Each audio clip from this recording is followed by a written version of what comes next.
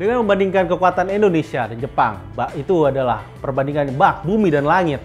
Jepang yang sudah dilatih oleh Hajime Moriyasu sejak 2018 memiliki kohesi, permainan hingga chemistry tim yang sudah jauh lebih baik dari Indonesia. Mereka telah membuktikan pernah mengalahkan Jerman 2 tahun lalu pada sebuah laga persahabatan. Mungkin Jepang akan kehilangan Ayase Ueda, bomber utama mereka yang mencetak gol ke gawang Indonesia pada Piala Asia 2023 lalu. Tapi Jepang masih punya banyak pemain-pemain depan yang bertumbuh mungil, yang sangat tajam dan juga berbahaya. Seperti Kubo, Minamino, ada juga Ritsudoan, dan Kaoru Mitoma yang bisa menjadi ancaman buat Indonesia. Mereka telah membuktikan itu ketika menghadapi Bahrain dan Cina yang dibantai dengan skor yang cukup telak. Dan di lini tengah, pertarungan Indonesia jelas akan lebih sulit dibanding 4 laga sebelumnya.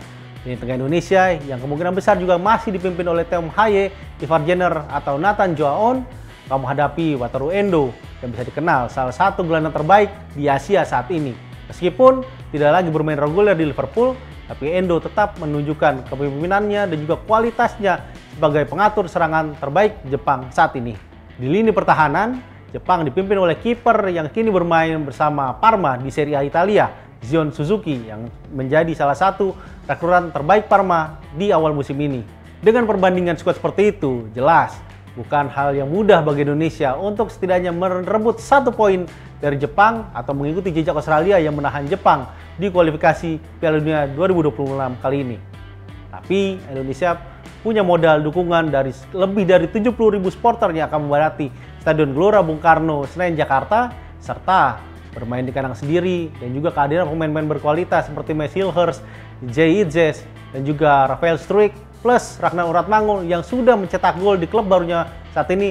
Tentu itu akan mendorong semangat mereka dan moral bermain mereka demi memberikan penampilan yang jauh lebih baik bersama skuad Garuda dan menjaga asa untuk lolos ke putaran keempat kualifikasi Piala Dunia 2026. Lalu, bagaimana rekor head-to-head Indonesia melawan Jepang?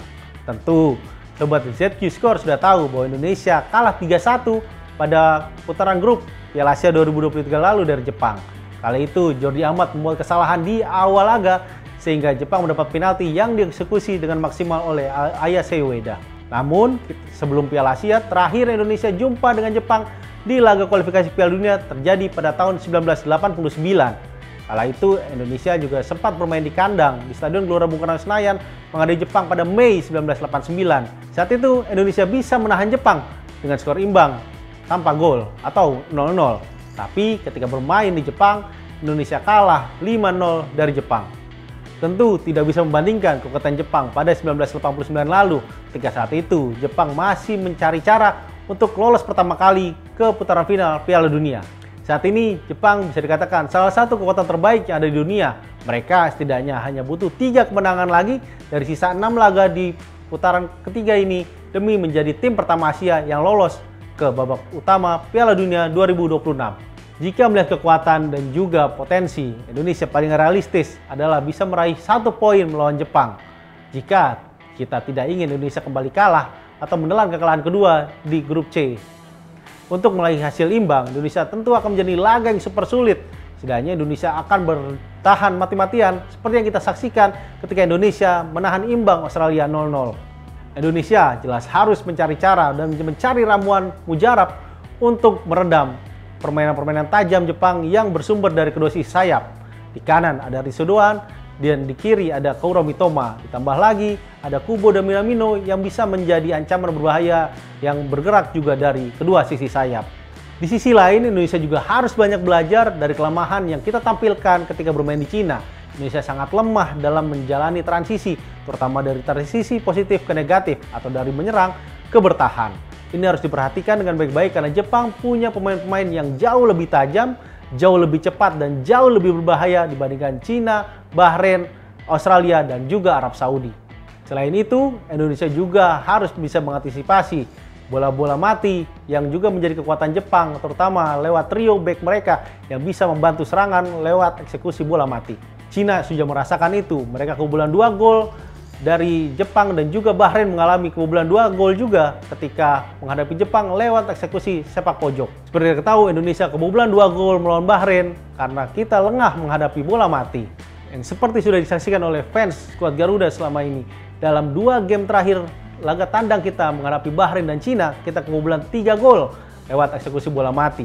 Strategi zonal marking yang diterapkan oleh pelatih Sinteyong untuk menghadapi bola mati lawan tidak berjalan cukup efektif, terutama karena sesekali pemain kita kehilangan fokus dan kurang disiplin menjaga zona pertahanan mereka. Hal itu tentu tidak boleh terjadi lagi jika kita tidak ingin kehilangan poin ketika menghadapi Jepang dan juga Arab Saudi di Stadion Utama Gelora Bung Karno, Senayan, Jakarta. Bagaimana kans Indonesia untuk bisa merebut gol ke gawang Jepang? Tentu dengan permainan transisi positif dengan operan cepat yang menjadi senjata kita selama ini, itu bisa membuka kans Indonesia tidaknya membuat kejutan melawan Jepang. Satu sisi, dengan tinggi badan berpostur Eropa yang kita miliki seperti Jay Ilgers dan juga Mads Hilgers, itu tentu juga bisa menjadi kekuatan Indonesia untuk memanfaatkan bola-bola mati, terutama sepak pojok, dan menghukum Jepang lewat peluang dari bola mati.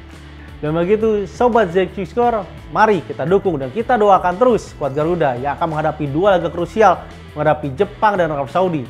Semoga keajaiban dan keberuntungan memihak skuad Garuda sehingga kita bisa membuka kans dan merebut poin sebanyak-banyaknya demi lolos ke putaran keempat.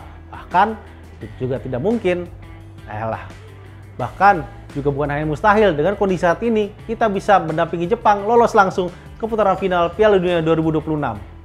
Prediksi saya setidaknya kita bermain imbang 0-0 atau 1 sama menghadapi Jepang. Bagaimana dengan prediksi Sobat ZQ Score? Bisa tulis nih di komen langsung prediksi kalian. Oke, demikian episode kali ini. Terima kasih Sobat ZQ Score yang sudah menyaksikan. Sampai jumpa di episode selanjutnya. Sampai jumpa.